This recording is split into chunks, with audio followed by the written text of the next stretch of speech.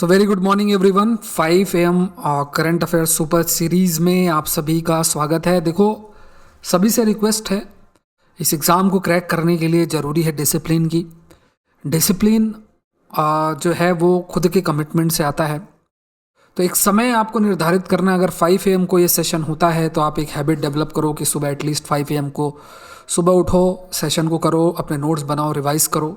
Daily basis में अगर 7 से 8 टॉपिक्स आपके कवर होते हैं तो पूरे वीक के अंदर आपके लगभग, अगर आप इसको 30 से मल्टीप्लाई कर दोगे तो लगभग आपके 240 के आसपास टॉपिक होते हैं। और इसको अगर 12 से मल्टीप्लाई कर दो तो आप खुद कैलकुलेट कर सकते हो कितने सारे पूरे साल भर में टॉपिक्स आपके हो जाएंगे। तो यहाँ पे समझना ये है कि यूपीएससी से रिलेटेड जो भी टॉपिक्स आप डिस्कस कर रहे हो, नोट्स जरूर से बनाओ। पॉइंट फॉर्मेट में नोट्स आप प्रिपेयर करो, A4 साइज पेज लो और बीच में लाइन खींचो और शॉर्ट में नोट्स प्रिपेयर कर लो। पूरा टॉपिक मैं आपको एक्सप्लेन करूंगा। क्वेश्चन के माध्यम से आपको एटलीस्ट ये आइडिया रहेगा कि किस तरीके का क्वेश्चन फ्रेम हो सकता है प्रीलिम्स के लिए। सो बहुत सारे बच्चे कंटिन्यूसली रिवाइज कर रहे हैं। पिछली बार जब मैंने 5 AM क्रैक प्रीलिम्स की थी तो बहुत बच्चों को उसने हेल्प की थी और यही सोच के I have started this series again. और आप सभी का सपोर्ट इसमें ज़रूरी है। जो भी चीज़ें हैं धीरे धीरे अगर आपको लगता है कुछ इम्प्रूव होना चाहिए वो ज़रूर से होगा, लेकिन एक हैबिट आप ज़रूर से मेंटेन करो। चलो शुरू करते हैं 16 फरवरी की आज के इम्पॉर्टेंट टॉपिक्स को डिस्कस करना। So this session is presented by me. My name is Saurabh Pandey. अगर आप IAS एग्ज़ाम की तैयारी कर रहे हैं अनअकैडमी से जुड़ सकते हैं। यूपीएससी CSC कॉम्बैट का हिस्सा जरूर से बनो। 17 जनवरी 2021 को 11 बजे ये यूपीएससी CSC कॉम्बैट होगा, तो एनरोल कर लो। कोड पूछेगा, कोड डाल देना, SP लाइव फ्री है। मौका है जीतने का, इतना प्राइस, फ्री सब्सक्रिप्शन मिल पाएगा आपको, 1000 का वाउचर मिलेगा। मेरा ऑप्शनल शुरू हो चुका है। बहुत सारे बैच कोर्सेस इंडिया के टॉप एजुकेटर्स के द्वारा लॉन्च हो चुके हैं। करना क्या है, आपको सब्सक्रिप्शन लेना है आइकॉनिक वाला। इस पर देखो, ये जो प्राइस आप देख रहे हो ये मेरे कोर्स का प्राइस नहीं है। तो यहाँ पे आप समझो मेरा कोर्स तो आपको पूरे साल मिलेगा ही। 80+ टॉप एजुकेटर्स के कोर्सेस, पूरे बैच कोर्सेस, टेस्ट सीरीज, हर चीज़ आपको देखना है पूरे साल। मतलब पूरा प्लेटफॉर्म आपका होगा पूरे 1 साल के लिए या 2 साल के लिए, जितने समय के लिए आप लेते हो। ऑप्शनल मेरा देख पाओगे, दूसरा ऑप्शन देखना चाहते हो वो भी देख सकते हो। तो ये सब कुछ है, इसमें सब कुछ इंक्लूडेड है। Use the code SP live, amount will reduce by 10%। चलो शुरू करते हैं। पहला ये क्वेश्चन है ईसबघोल। बहुत बार सुना होगा ईसबघोल। ईसबघोल के बारे में बहुत बार सुना होगा। क्या है ईसबघोल, बहुत बार मन में आया होगा। तो यहाँ पे कुछ पॉइंट्स डिस्कस करेंगे और पॉइंट्स के बाद हम लोग उसको डिटेल में भी चीज़ों को समझेंगे, इस टॉपिक को भी समझेंगे। ईसबघोल के बारे में आखिर न्यूज़ में क्यों है, तो ये आप अपेडा ने PIB में न्यूज़ आपकी आई थी। इसने एक वेबिनार किया था गुड एग्रीकल्चर प्रैक्टिसेस पर, और ईसबघोल के बारे में चर्चा की थी। और ये टर्म याद रख लेना, पाइसीलियम के बारे में। कई बार ऐसे पूछ लें पाइसीलियम रिसेंटली न्यूज़ में था, तो ये क्या है, ये आपको ध्यान में रखना है। पाइसीलियम ईसबघोल ही है। ये है, तो ये एक सेंसिटिव क्रॉप है और ये डैमेज हो जाती है ड्यू और रेन में ड्यूरिंग द हार्वेस्टिंग पीरियड।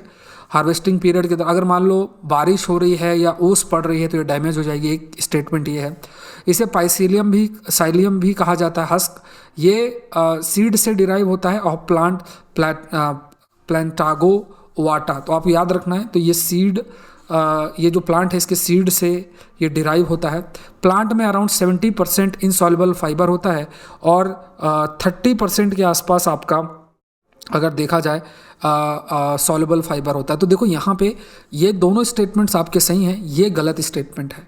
मतलब 30% आपका 30% इनसॉल्युबल फाइबर होता है और 70% सॉल्युबल फाइबर, ये एक्सचेंज कर दिया गया। उसके अलावा देखा जाए तो ये जो ईसबघोल है इसका बहुत डिमांड है। खास तौर से डेवलप्ड देशों में इसका बहुत अधिक डिमांड है। डेवलप्ड कंट्रीज़ में इसका काफ़ी अधिक डिमांड है। डेवलप्ड कंट्रीज़ जैसे आप एग्जांपल ले लो, USA में बहुत डिमांड है, यूरोप में इसका काफ़ी अधिक डिमांड है, ऑस्ट्रेलिया में इसका बहुत अधिक डिमांड है, चाइना के अंदर इसका बहुत अधिक डिमांड है। और ये भी अगर देखोगे, ये अगर इसका संस्कृत वर्ड है, अगर ये संस्कृत वर्ड अस्पघोल इसे कहा जाता है, अस्पघोल, ठीक है। और इसका अगर आप इंग्लिश में ट्रांसलेशन करोगे तो इसको कहा जाता है हॉर्स फ्लावर। ये टर्म इस्तेमाल होता है हॉर्स फ्लावर। ये आप नोट करते जाना एक एक पॉइंट। और ये जो है ये बहुत जगहों में पाई जाती है ये प्लांट। तो कहाँ कहाँ पे है ये भी याद रखो। एशिया में पाई जाती है, मेडिटेरेनियन रीजन में पाई जाती है, मेडिटेरेनियन का जो इलाका है वहाँ भी ये आपको मिलता है। साथ में नॉर्थ अफ्रीका का जो इलाका है, नॉर्थ अफ्रीका का जो इलाका है वहाँ भी आपका ये मिलता है। काफ़ी अधिक अफेक्टिव माना जाता है, जैसे वेट लॉस के लिए इसको अफेक्टिव माना जाता है, वेट लॉस के लिए इसको अफेक्टिव माना जाता है। और कई सारे जो हमारे डाइजेस्टिव ट्रैक्ट है वहाँ से जहरीले जो तत्व हैं उनको हटाने के लिए इसका एक रोल है। कई सारे जैसे कॉन्स्टिपेशन जैसी जो प्रॉब्लम्स होती हैं, कॉन्स्टिपेशन जैसी जो प्रॉब्लम्स है उनको दूर करने में इसको यूज़ किया जाता है। इवन जो कोलेस्ट्रॉल का लेवल है ब्लड से कम करने के लिए भी इस सब घोल का इस्तेमाल किया जाता है। ये सारे पॉइंट्स आपको याद रखने हैं, काफ़ी इंपॉर्टेंट है। और अगर आप इसका पिक्चर देखना चाहते हो तो ये आपका इसब घोल, वी कॉल दिस एज इसब घोल। तो कॉमन चीज़ें हैं, देखो ऐसे ही प्रश्न बन जाते हैं। कोई टॉपिक न्यूज़ में है, किसी भी वजह से न्यूज़ में है तो प्रश्न आपके बन सकते हैं। फिर जल्लीकट्टू, बहुत बार आपने सुना होगा जल्लीकट्टू।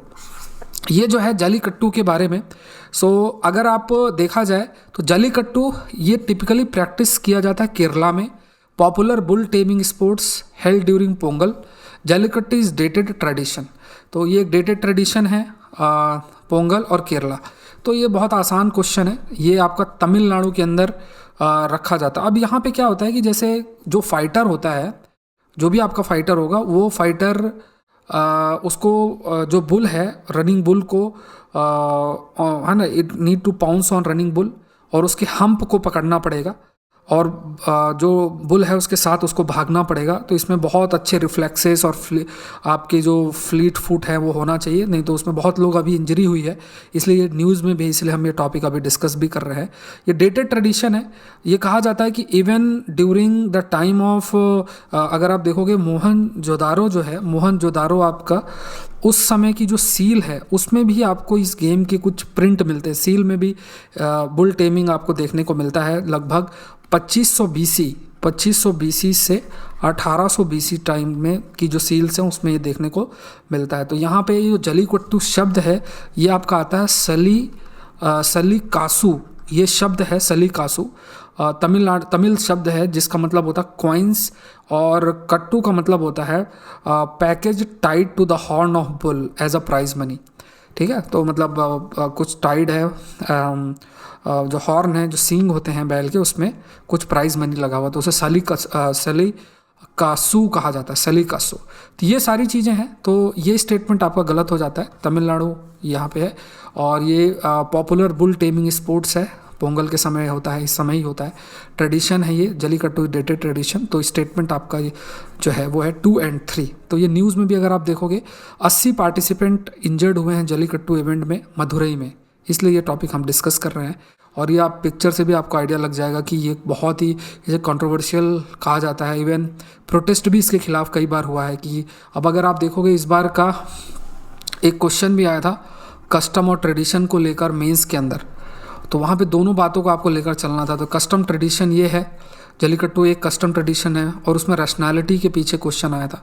तो आप इनका एग्जांपल जल्लीकट्टू का दे सकते हो, मेंस का ही क्वेश्चन था। तो इसी तरीके से टॉपिक को देखते हुए आपको चीज़ों को डिराइव करना है, मेंस में खास तौर से ये ज़रूरी है। तो इवन ऑनरेबल सुप्रीम कोर्ट ने भी बैन किया था 2014 में, एनिमल में जो क्रुएलिटी होती है उस वजह से इसको बैन भी किया गया था। लेकिन फिर भी क्योंकि इसमें जो ये बुल है इसको बहुत समय तक भूखा रखा जाता है, फिर उसको एकदम से छोड़ा जाता है तो एकदम वो पागलों की तरह भागता है, फिर उसको पकड़ने की कोशिश करते हैं, इसलिए। ठीक है, नेक्स्ट देखते हैं। Consider the following statement about reserve bank of India working on digital lending. ये टॉपिक न्यूज़ में भी है इस समय। जैसे ये हिंदू के अंदर ही अगर आप देखोगे, RBI forms working group on digital lending. तो यहाँ पे working group consist of only 10। अब देखो क्या है, अभी फ़िलहाल में न्यूज़ लगातार ये आ रही है कि बहुत सारी जो डिजिटल ऐप्स होते हैं ये लेंडिंग करते हैं, कई बार हाई इंटरेस्ट रेट चार्ज करते हैं, कई लोगों ने अभी सुसाइड भी कर लिया उस वजह से। तो इसके लिए रिजर्व बैंक ऑफ इंडिया ने एक वर्किंग ग्रुप की स्थापना की है। उसमें ओनली इंटरनल मेंबर्स का मतलब सिर्फ RBI के मेंबर्स होंगे। अब ओनली शब्द देखते ही आपको थोड़ा आइडिया हो जाना चाहिए कि क्या इसका आंसर होगा। It identify the risk posed by the unregulated digital lending to financial stability, regulated entities and consumers, suggest regulatory changes to promote orderly growth of the digital lending, ठीक है। सो यहाँ पे अगर आप देखोगे ये जब ओनली शब्द है तो यहाँ पे इंटरनल मेंबर्स और एक्सटर्नल मेंबर्स दोनों ही इसका हिस्सा होंगे। इंटरनल और एक्सटर्नल मेंबर्स आपके दोनों ही इसका हिस्सा होंगे। अब देखो क्या है कि डिजिटल लेंडिंग को रेगुलेट करना जरूरी है।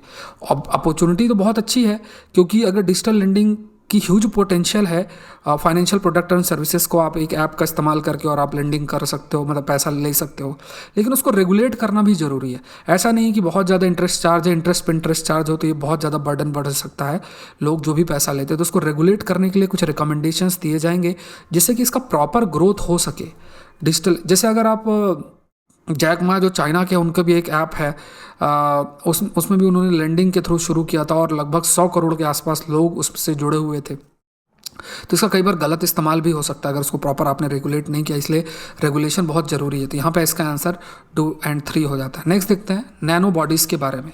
बहुत इंपॉर्टेंट है ये टर्म, आपको नैनो बॉडीज़ के ऊपर है, साइंस का है ये क्वेश्चन।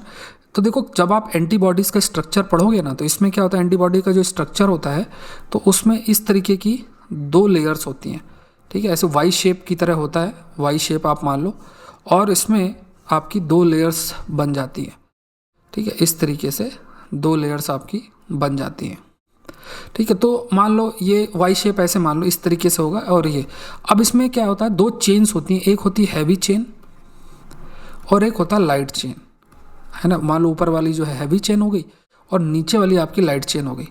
हैवी चेन और लाइट चेन होती है। तो ये जो नैनो बॉडीज़ होती हैं इसमें सिर्फ हैवी चेन ही प्रेजेंट होती है और लाइट चेन प्रेजेंट नहीं होती है। सो इसे हम नैनो बॉडीज़ कहते हैं। खास तौर से जैसे कई दूसरे जो एनिमल्स हैं आपके, जिन्हें हम कैमलिड कहते हैं, ठीक है। एक टर्म इस्तेमाल होता है जिसे हम वी कॉल इट एज, कई सारे तरीके के जो आपके एनिमल्स होते हैं जिसे हम camelid, we use the term, एक टर्म हम फेमस करते हैं, जैसे कैमल्स हो गए और इस तरीके के जो एनिमल्स आपके हैं, जैसे कैमलिड शब्द का हम इस्तेमाल करते हैं, कैमलिड, ठीक है, कैमलिड में। तो उनमें ये आपका पाया जाता है, ठीक है। तो कैमलिड में कई सारे एनिमल्स आते हैं, जैसे आपका कैमल्स हो गई और एलामस हो गई। इनमें ये इनके शरीर में ये एंटीबॉडीज होती है। इसमें जो हैवी ये नैनो बॉडीज़ होती है, तो इनमें जो ये हैवी चेन ऊपरी हिस्सा होता है, इसी का काम होता है एंटीजन को रिकॉग्नाइज करना। एंटीजन क्या होता है, मतलब कोई भी फॉरेन पार्टिकल अगर आपके शरीर के अंदर एंटर होगा, दैट विल बी एंटीजन। तो यही एंटीजन को आइडेंटिफाई करेगा और उससे बाइंड करेगा।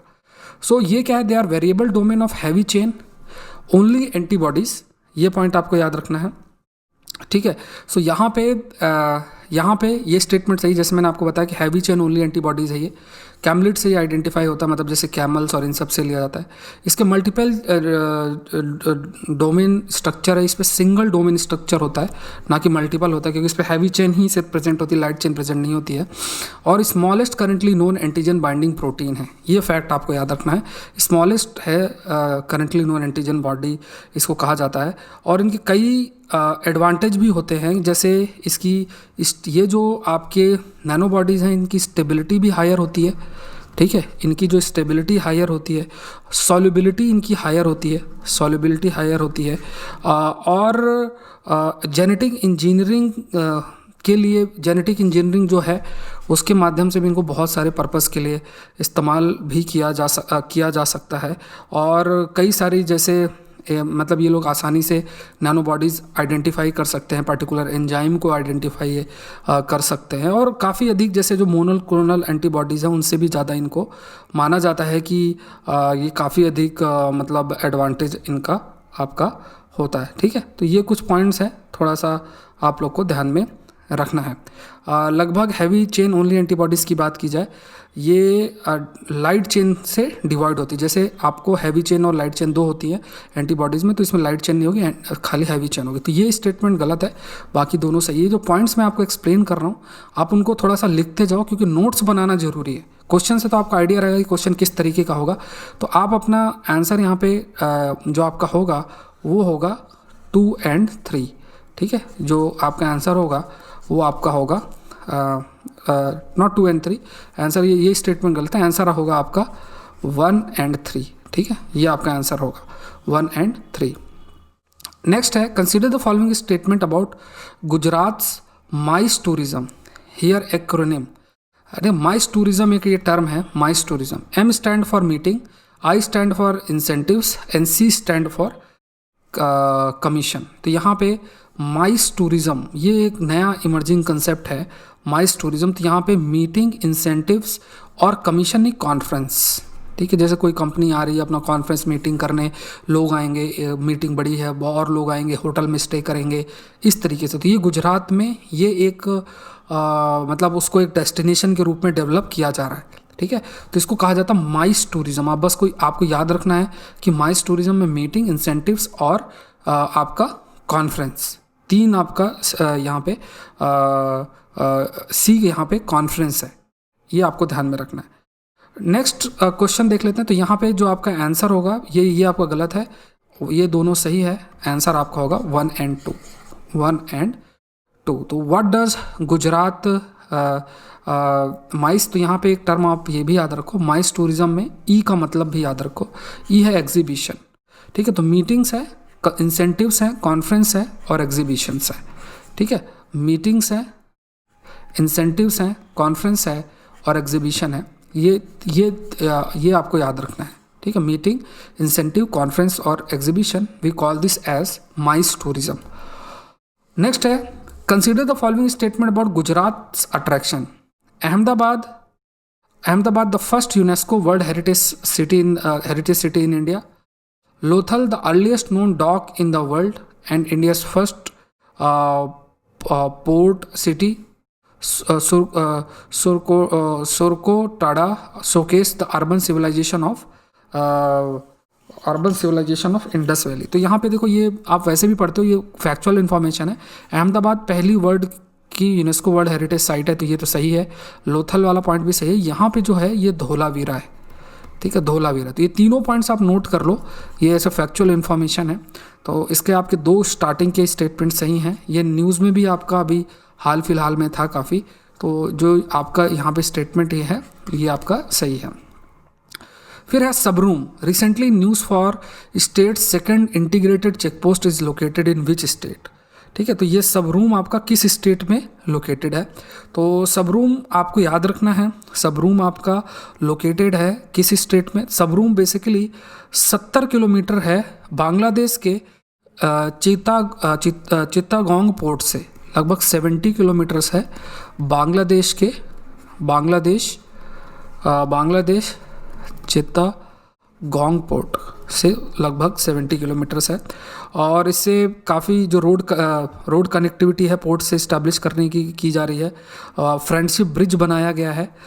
अब ये भी आपको एक फैक्ट याद रखना है कि एक फ्रेंडशिप ब्रिज बनाया गया है, फ्रेंडशिप ब्रिज बनाया गया। एक रिवर है फेनी रिवर जो वहाँ से बहती है। ठीक है, अब आपको हिंट लग गया होगा, फेनी रिवर के ऊपर एक फ्रेंडशिप ब्रिज बना हुआ है इंडिया बांग्लादेश के बीच में। ठीक है, एट सबरूम रामगढ़ बॉर्डर। ठीक है, सबरूम, तो सबरूम आपका लोकेटेड है त्रिपुरा में, और रामगढ़ जो आपका लोकेटेड है बांग्लादेश। ठीक है, बांग्लादेश। ठीक है, तो ये यहाँ पे है। सो ये कई प्रयास किए जा रहे हैं, है ना। यहाँ पे बहुत सारे ऐसे प्रयास किए जा रहे हैं कि स्टेट का पहला स्पेशल इकोनॉमिक जोन बनाया जाए सेंट्रल असिस्टेंस के साथ त्रिपुरा के अंदर, और इसीलिए वजह से सबरूम आपका न्यूज़ में भी था, तो ये त्रिपुरा में लोकेटेड है। सो यहाँ पे एक इन्फॉर्मेशन आपको याद रखनी है, फ्रेंडशिप ब्रिज के बारे में, फेनी रिवर के बारे में, ये 2 चीज़ें याद रखनी है। सो आज के सेशन में इतना ही। आई रिक्वेस्ट यू ऑल कि लाइक करें, शेयर करें, और एक हैबिट ज़रूर से बनाओ कि 5 AM का जो सीरीज़ है 5 AM को ही देखो। नोट्स प्रिपेयर करो, खाली स्क्रीनशॉट लेके नहीं बैठना है। इनको जो अगर आप नोट्स बनाओगे बाद में बहुत हेल्प मिलेगी आपको, है ना। क्वांटिटी पर जाने की ज़रूरत नहीं है, क्वालिटी पर फोकस करो। दिन के 7-8 टॉपिक्स करते हो, बहुत है। ठीक है, बाकी हम लोग हिंदू एनालिसिस में डिस्कस करते ही हैं। I request you all like ज़रूर करें, शेयर ज़रूर करें। Thank you everyone and let's crack it.